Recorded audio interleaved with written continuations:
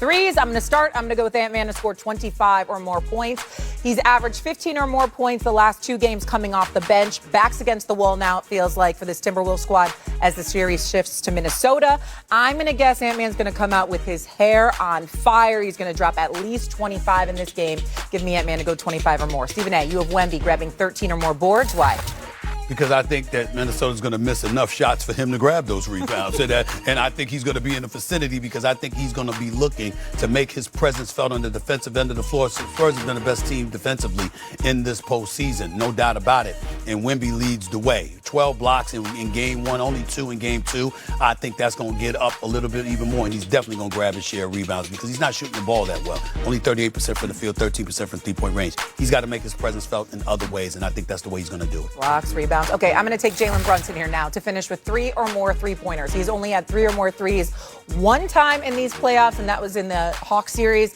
I think tonight he's going to show up. This series now goes to Philadelphia. I know they're up 2-0, but I feel like I see that 3 thing he does all the time, and this is when Jalen Brunson is going to shine in Philadelphia tonight. So give me 3 or more threes for Jalen Brunson. Let's recap. We have Anthony Edwards, 25 or more points. Victor Wembanyama to record 13-plus rebounds. Jalen Brunson to have 3 or more threes against Philadelphia. Those odds are plus 691 for a parlay right now on DraftKings Sportsbook. As for the series, game 1 and game 2 have been in the books now. Now we're going to shift gears and talk a little bit more about Victor Wembanyama. Skip, how much should the Wolves fear Wemby? The Wolves should fear the Spurs, who have taken back control of this series to me psychologically, but they should not fear the alien, Stephen A., because to me, he's still half a player, and he's an extraordinary half, the defensive half, but you just referred to it. What happened in game 2 should have happened in game 1.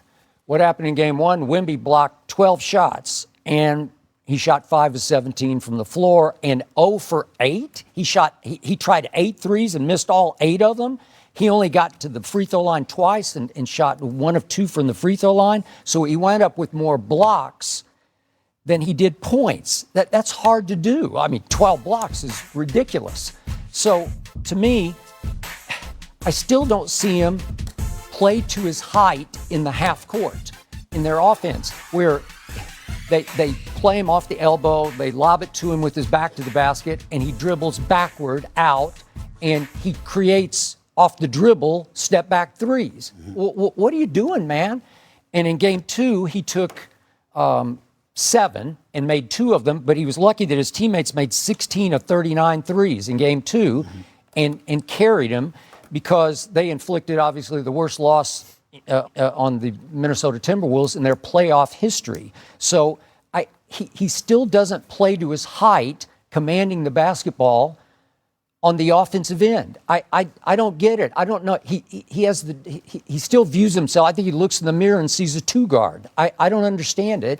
And so the Wolves don't fear him in there. He could foul out Gobert in the first half if he really wanted to, if he just camped, posted up, and called for the basketball and turned and went. I just don't see him do that very often. I think you have to fear Wemby from the standpoint that his defensive prowess is unmatched. There's no doubt about it. He's leading in block shots, averaging 5 block shots a game throughout these playoffs.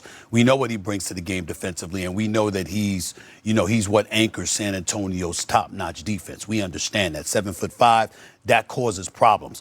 I think that what we have to pay attention to is what transpires come playoff time. The game slows up, Skip, as you well know, and it gets more physical. And if you're Minnesota, that's what you've been doing, whether it's Gobert, whether it's Randall or whomever.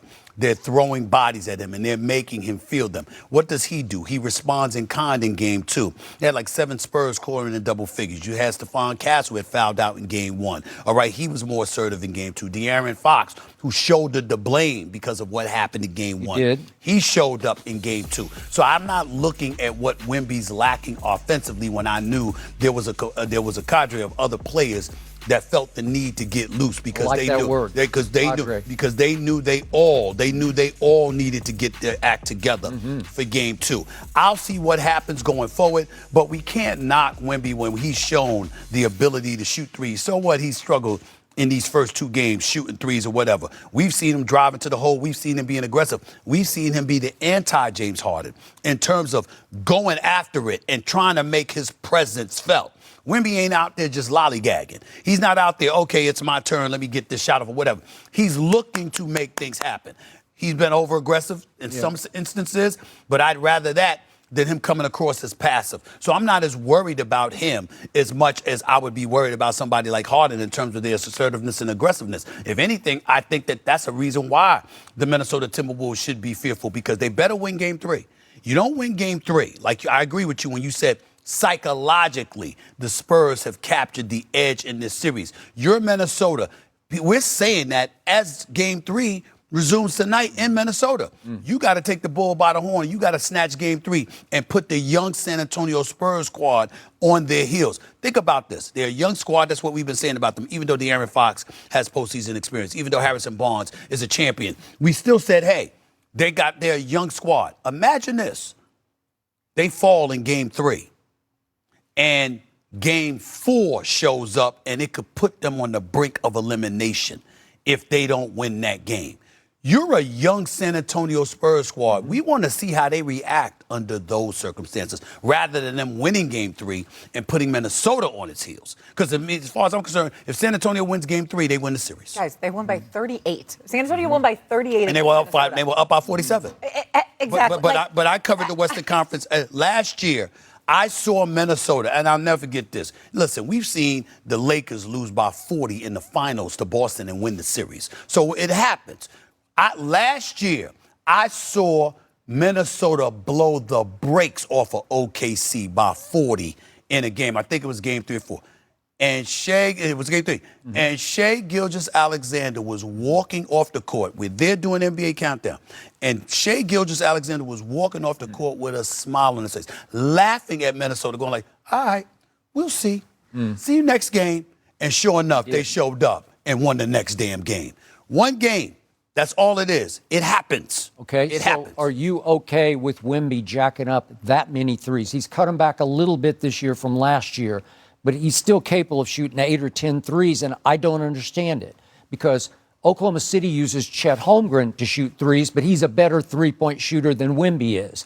And Chet will just go post up out at the three-point line. I mean, he'll just go spot up.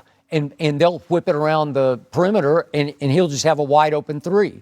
But Wemby tries to create threes because it's like he's almost he can't stand being down low. He doesn't like the look of it. He doesn't like the feel of it. But Skip, if you're 7'5" and everybody is under you, and they're nugging at the back of your knees. And he has a high release. Hamstring, if you got all of that going on, but you believe you can make those shots, again, I agree with you in terms of how he shoots the three. Like, he shouldn't be trying to dance on somebody and create an open three for himself. But if the ball is moving and it swings around to him and somehow he has the space to launch an open three-point shot, I have no problem with him taking it because I think he's capable of making it, number one. And number two, clearly, no matter how fearless he is, and he is fearless, he does not want to deal with that physicality. He doesn't want to, and you shouldn't want him to because he's real thin. They list him at about 235, but he's 7'5". Right. He's real thin. Listen, Julius, you ever been around Julius Randle?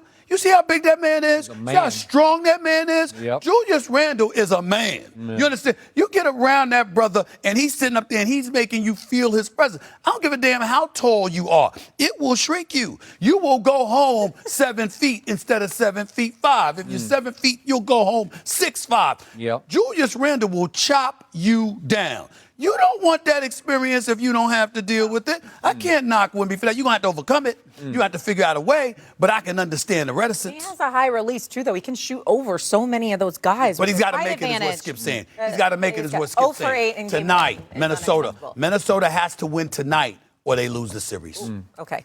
We'll hold on to that. We all know Stephen A. thinks LeBron James is the second best